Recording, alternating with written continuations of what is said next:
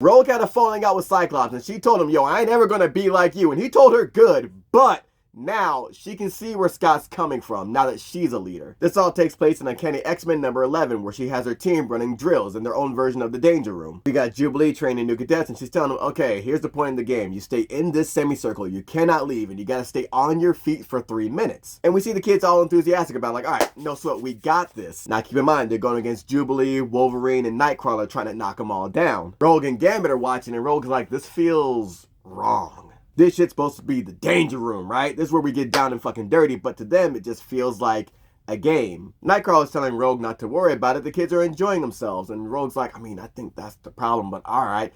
He goes and he takes down Calico. She's like, oh man, damn. Jubilee has Death Dream pinned, and he's like, all right, what? I thought this was base. I thought, why are you attacking? I don't know what to do right now. Jitter and Ransom are left, and Jitter's is heading to the top. Wolverine takes Ransom off his feet. He's like, all right, oh, you got me. And Rogue tells Gambit, yo, take one of them down. Hard. It doesn't matter which one. Gambit's like, okay, he obliges. Charges up a card, shoots it at Jitters, and she gets knocked back by a huge explosion. Jitters hits the ground. She's okay, but she's just startled, and she's crying like, whoa, what just happened? Jubilee heads over to Rogue and Gambit like, yo, what were y'all thinking? And Rogue's like, I was thinking about Sentinels, Master Mold, Nimrod, Mr. Sinister. Jubilee is like, all right, cool. You know what? Training's done for the day. Let's go in, guys. Yo, Rogue, don't forget your Ruby Quartz visor, by the way. Rogue heard that and was like, I'm not gonna lie, that shit stung a little bit. Wolverine understands why she did what she did. He just wished she hadn't. But Gambit tells her, yo, you just showed that she ain't ready. And Rogue admits to herself, I think I'm starting to understand Cyclops a little better now. When you're not the one in charge, it's always easy to go against the one that's the authority, the leader. Cyclops ran them Danger Rooms like his shit is life or death, because we in that field,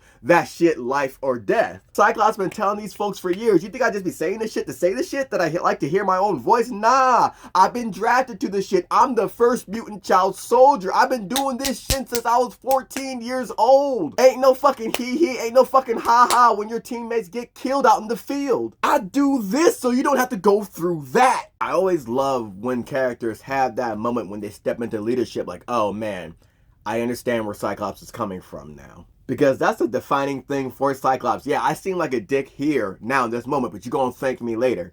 And they always do. And it's dope seeing Rogue come into her own as a leader now, having to make these tough calls and decisions on who's ready, who's not ready, on the type of training these kids got to go through, and the preparation for what lies ahead, what it means to be an X-Man. Other heroes, they get to go out and stop petty crimes and punch bad guys and all this shit. X-Men, these motherfuckers are freedom fighters. They fight for liberation of their own people while doing that superhero shit on top. But at the forefront, at the top of it, they revolutionaries. When they put on this suit, when they rock that X, it means something different when they're out in the field. Seeing Rogue now coming to terms with the weight of all that, it's a beautiful thing because that's how we get to see her grow as a leader. But just because she sees where Cyclops is coming from doesn't mean she has to go about it the same way he does.